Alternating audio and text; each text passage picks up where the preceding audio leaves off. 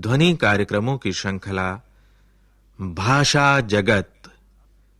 इस श्रृंखला में अब सुनिए हिंदी भाषा शिक्षण के अंतर्गत शुद्ध उच्चारण की क्षमता के विकास हेतु कक्षा 4 की पाठ्य पुस्तक बाल भारती के पाठ का भाव सहित वाचन।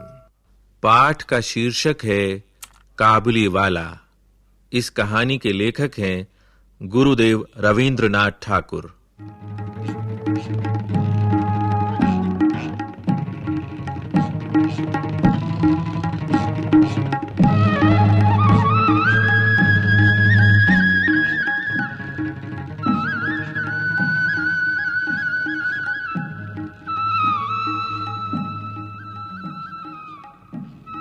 मेरी 5 बरस की लड़की मिनी से घड़ी भर भी बोले बिना नहीं रहा जाता।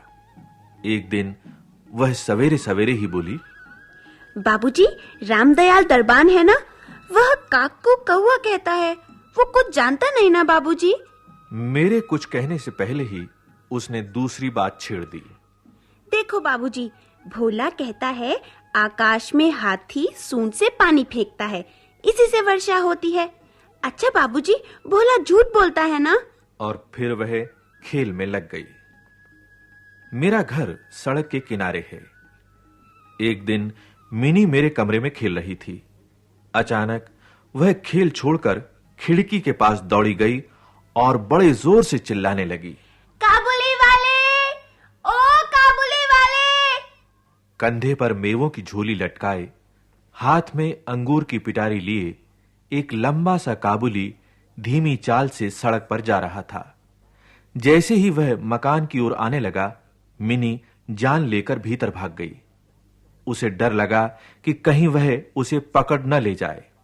उसके मन में यह बात बैठ गई थी कि काबुली वाले की झोली के अंदर तलाश करने पर उस जैसे और भी 2-4 बच्चे मिल सकते हैं। काबुली ने मुस्कुराते हुए मुझे सलाम किया। मैंने उससे कुछ सौदा खरीदा। फिर वह बोला, बाबू साहब, आपकी लड़की कहां गई? मैंने मिनी के मन से डर दूर करने के लिए उसे बुलवा लिया। काबुली ने झोली से किशमिश और बादाम निकालकर मिनी को देना चाहा, पर उसने कुछ न लिया। डर कर वह मेरे घुटनों से चिपट गई। काबुली से उसका पहला परिचय इस तरह हुआ। कुछ दिन बाद किसी जरूरी काम से मैं बाहर जा रहा था। देखा कि मिनी काबुली से खूब बातें कर रही है और काबुली मुस्कुराता हुआ सुन रहा है। मिनी की झोली बादाम किशमिश से भरी हुई थी।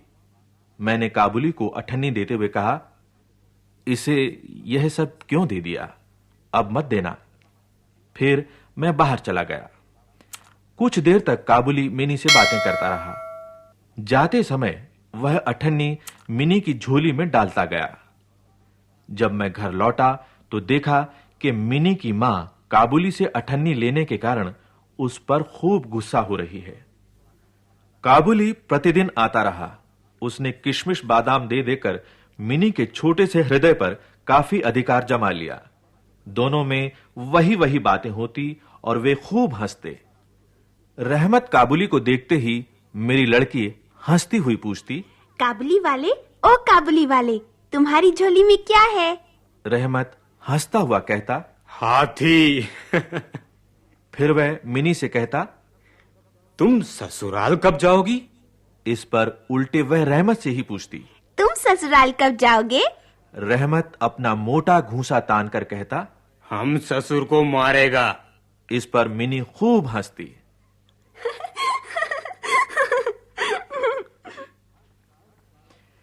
हर साल सर्दियों के अंत में काबुली अपने देश चला जाता। जाने से पहले वह सब लोगों से पैसा वसूल करने में लगा रहता।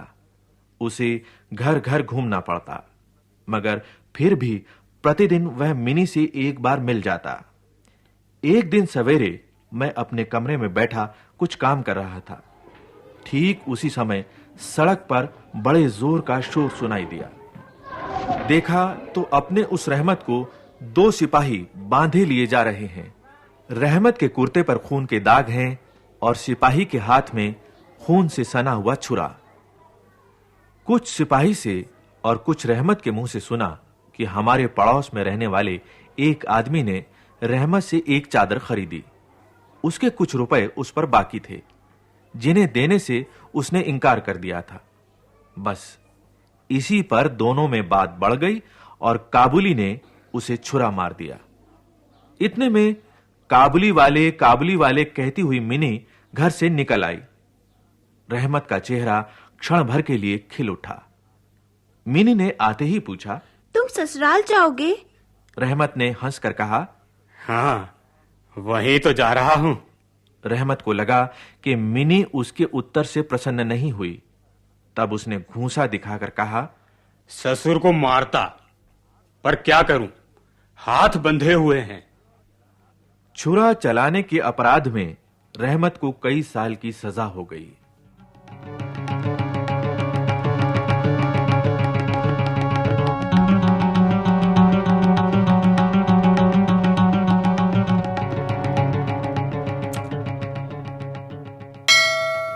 काबुली का ख्याल धीरे-धीरे मेरे मन से बिल्कुल उतर गया और मिनी भी उसे भूल गई। कई साल बीत गए। आज मेरी मिनी का विवाह है। लोग आ जा रहे हैं। मैं अपने कमरे में बैठा हुआ खर्च का हिसाब लिख रहा था। इतने में रहमत सलाम करके एक ओर खड़ा हो गया। पहले तो मैं उसे पहचान ही न सका। उसके पास न तो झोली थी और न चेहरे पर पहले जैसी खुशी। अंत में उसकी ओर ध्यान से देखकर पहचाना कि यह रहमत है। मैंने पूछा, क्यों रहमत, कब आए? कल ही शाम को जेल से छूटा हूं। उसने बताया। मैंने उससे कहा, आज हमारे घर में एक जरूरी काम है, मैं उसमें लगा हुआ हूं। आज तुम जाओ, फिर आना। वह उदास होकर जाने लगा। दरवाजे के पास रुककर बोला, जरा बच्ची को नहीं देख सकता? शायद उसे यही विश्वास था कि मिनी अब भी वैसी ही बच्ची बनी है। वह अब भी पहले की तरह काबुली वाले चिल्लाती हुई दौड़ी चली आएगी। उन दोनों की उस पुरानी हंसी और बातचीत में किसी तरह की रुकावट न होगी। मैंने कहा, आज घर में बहुत काम है, आज उससे मिलना न हो सकेगा। वह कुछ उदास हो गया और सलाम करके दरवाजे से बाहर निकल गया। मैं सोच ही रहा था कि उसे वापस बुलाऊं। इतने में वह स्वयं ही लौट आया और बोला, यह थोड़ा सा मेवा बच्ची के लिए लाया था, उसको दे दीजिएगा। मैंने उसे पैसे देने चाहे, पर उसने कहा, आपकी बहुत मेहरबानी है बाबू साहब, पैसे रहने दीजिए। फिर जरा ठहर कर बोला, आपकी जैसी मेरे भी एक बेटी है। मैं उसकी याद कर करके आपकी बच्ची के लिए थोड़ा सा मेवा ले आया करता हूं। मैं यहां सौदा बेचने नहीं आता। उसने अपने कुर्ते की जेब में हाथ डालकर कागज का एक टुकड़ा निकाला। देखा कि कागज पर छोटे से हाथ के नन्हे से पंजे की छाप है।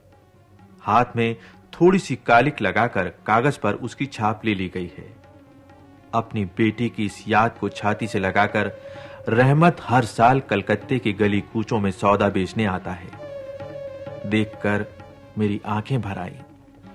सब कुछ भूलकर मैंने उसी समय मिनी को बाहर बुलाया। विवाह की पूरी पोशाक और गहने पहने मिनी शर्म से सिकुड़ी मेरे पास आकर खड़ी हो गई। उसे देखकर रहमत काबुली पहले तो सकपका गया। उससे पहले जैसी बातचीत करते न बना। बाद में वह हंसता हुआ बोला, लल्ली सास के घर जा रही है क्या? मिनी अब सास का अर्थ समझती थी। मारे शर्म के उसका मुंह लाल हो उठा। मिनी के चले जाने पर एक गहरी सांस भरकर रहमत वहीं जमीन पर बैठ गया। उसकी समझ में यह बात एकाएक स्पष्ट हो उठी कि उसकी बेटी भी इतने दिनों में बड़ी हो गई होगी। इन 8 वर्षों में उसका क्या हुआ, कौन जाने। वह उसकी याद में खो गया। मैंने कुछ रुपए निकालकर उसके हाथ में रख दिए और कहा, रहमत, तुम अपनी बेटी के पास देश चले जाओ।